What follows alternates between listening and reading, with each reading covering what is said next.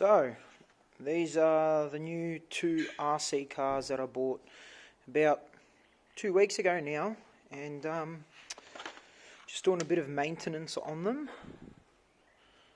Bought these second hand from a guy that used to race, so I've disassembled this one and I'm doing a bit of a rebuild on the engine. I'm lucky enough to have found all the parts that we were after ages away from where I live, but we got there eventually. As you can see, I have disassembled the engine, taken the bearings out, and I'm ready to recommence rebuilding it very shortly.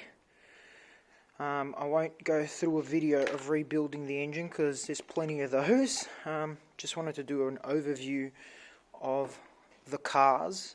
This is an MBX5T and this is an RC8 team associated, and this one's Mugen.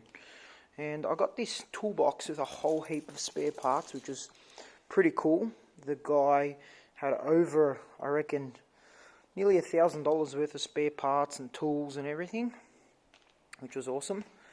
I went ahead and also bought a new radio from the RC shop where I bought all those parts. I'll go over here and I'll show you the new radio that we got. We ended up getting the TS401G2.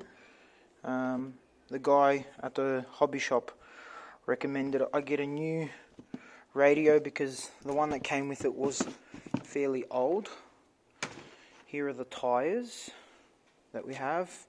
Got a whole heap of spare tyres, which is going to be pretty cool since I haven't driven an RC car for a very long time, and especially on a track. I won't have much experience apart from when I used to race go-karts, but not that that's going to help with this. So it'll be quite interesting to see how we stack up against the people that do this on a regular basis. It's got some pretty cool gear. It's got some high-tech servos, starter box. Obviously that's the disassembled the engine there. I just got some sandpaper and some lubricants, some WD-40, RP7. That's a race pipe. Gave it a bit of a clean. What else do we have here? There's another high-tech servo. The guy had the top of the line parts on these cars, which is awesome. I don't need to go out and spend too much money. There's a new transponder. Well, it's not really new, but transponder for racing, so you can get your lap times. High-tech servo again for, what's this one? For steering. The other one was for throttle. Yeah, so that's a bit of the cars. I know they're a little bit old, I got told at the hobby shop, but they will stack up pretty good, I got told as well, which was awesome to hear when I went there. I didn't want to get told that I wasted my money and everything.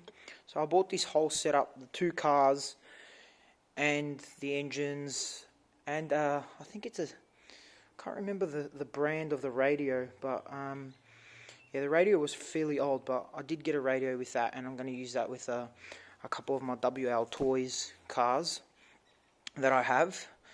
So I won't use that radio, I'll use the new radio that I got on these ones, as I'll use these ones for racing. Yeah, I just upgraded a couple of, let me open this now, a couple of the, as you can see, the starter box with some lipos, some 3S lipos, which is good. It gives it plenty of power, heaps of power and torque.